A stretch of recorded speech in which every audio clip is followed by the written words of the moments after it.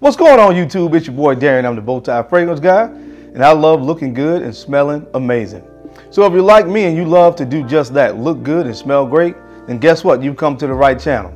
Why don't you go ahead and click on that subscribe button? And while you're at it, go ahead and smash that bell notification icon as well. That way you get notified every time I release a new video. In today's video, I'm going to be discussing a newly released fragrance from the company Pete Pedro. I'm going to be talking about the newest release from the company, which is Hero. So today I want to talk about that fragrance and give you guys my take on it. And of course, you know how we get down here on this channel. If you want to know my take on the newly released Hero from the company Pete Pedro, you know the routine. Keep it locked right here.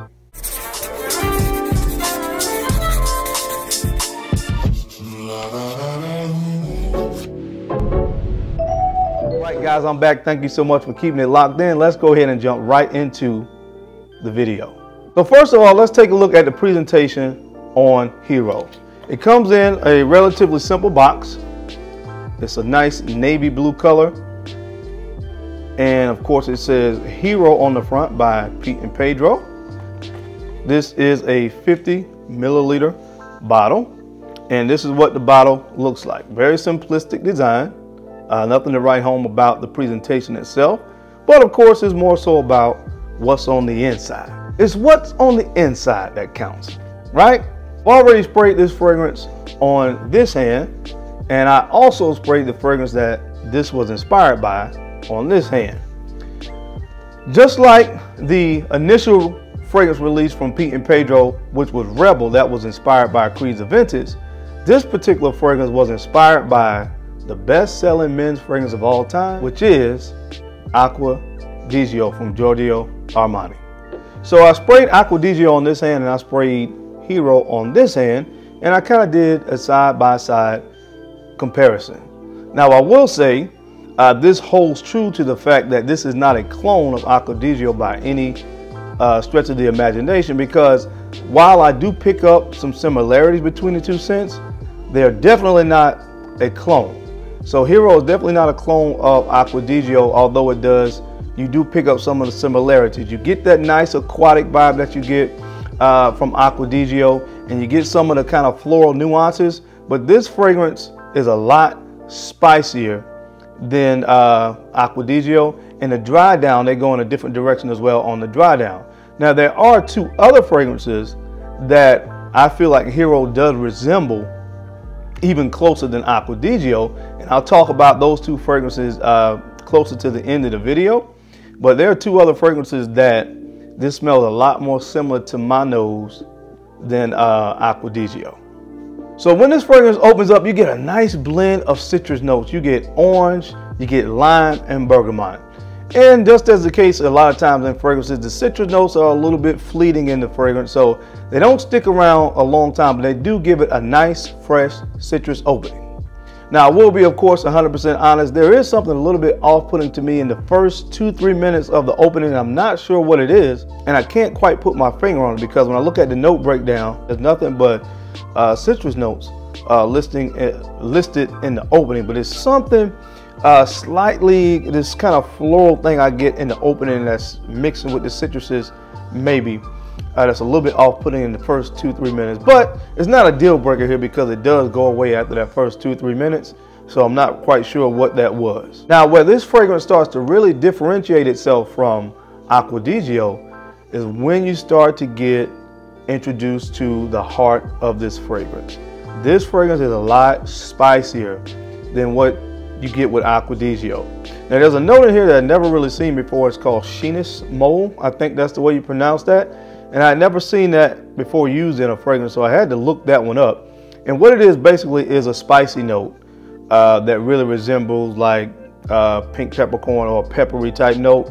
So it really lends to that spicy quality that you get in the heart. Now in addition to that, you also have a nice spicy cardamom and a slightly kind of herbal rosemary note in the heart of this fragrance. Kind of gives it a very unique DNA, again, if you're comparing it to just the Acqua Di Gio. But I really like that spicy quality because, again, it gives a whole different twist and take and vibe on this fragrance if you're looking at this and comparing it just to Acqua Di Gio. Now, once the fragrance starts to get into about that 30-minute mark and it really starts to get into the heart of the dry down, my favorite part of this fragrance is the fact that you're introduced to a nice fruity accord. And it's really primarily coming from a nice blend of pineapple and plum. Nice combination right here, very unique. Again, a lot of times you see fruitier accords like this and they're more towards the opening, but right about that 30-minute mark, I get a nice blend and nice fruity accord that really makes this enjoyable as the fragrance really heads into the dry down of the fragrance. So I really like the dry down of this fragrance as well, because you're met with a nice creamy sandalwood note as well as a nice warm earthy patchouli and amber accord with a little bit of musk. So it's a really nice kind of creamy, woody, musky dry down that you get with this that I really enjoy. Now, I mentioned earlier in the video that there are two other fragrances that this fragrance really reminds me of, even more so than Acqua Di Gio, and those two fragrances are Wall Street by Bond No. 9 and also Polo Blue, the classic Polo Blue. Now, of the three, it's even more similar to Bond No. 9's Wall Street to me, because when I was wearing it, I kept saying, what is it that this reminds me of? And it was Wall Street. Now, I did a full review of Wall Street probably about a year ago, and I ended up getting rid of that bottle because I wanted to like the fragrance, but it was something about it that I just could not vibe with. And what it was, there was a seaweed note in there that just didn't really work on my skin. And as I said in that video, it smelled like a wet dog to me, and I couldn't get with that vibe, and so I got rid of it. But this fragrance reminds me a lot, about 80 to 85% similar to Bond No. 9's Wall Street, without the nasty seaweed note that I did not like. So it took the great things that I liked about Bond No. 9's Wall Street and put it in this bottle, and that I do really enjoy. Now let's talk about performance and time to wear this fragrance. As far as performance is concerned, I was highly impressed with the performance of this fragrance. It is an EDP concentration, but usually, again, when you get fragrances that open up with that kind of aquatic citrusy thing, a lot of times you look at the 5 to 6 hour mark, but I was very highly impressed with this. When I sampled it, I was sitting here at my desk working for the day, and I sprayed it on my hand early in the morning, and I got a complete longevity of between 7.5 to 8 hours. So I was very impressed with the overall longevity of the scent. And as I was sitting here doing my work for the first 2.5, 3 hours, this fragrance really was projecting really well. So again, the performance was something I was really highly impressed with in this fragrance, especially when you talk about and start comparing it to what you're going to spend for the fragrance to get this kind of performance was highly impressive. Now, as far as seasons are concerned, I think the best seasons to wear this are spring and summer because of the way that it's composed. But really, honestly, you could get away with wearing it, in my humble opinion, 3 out of the 4 seasons.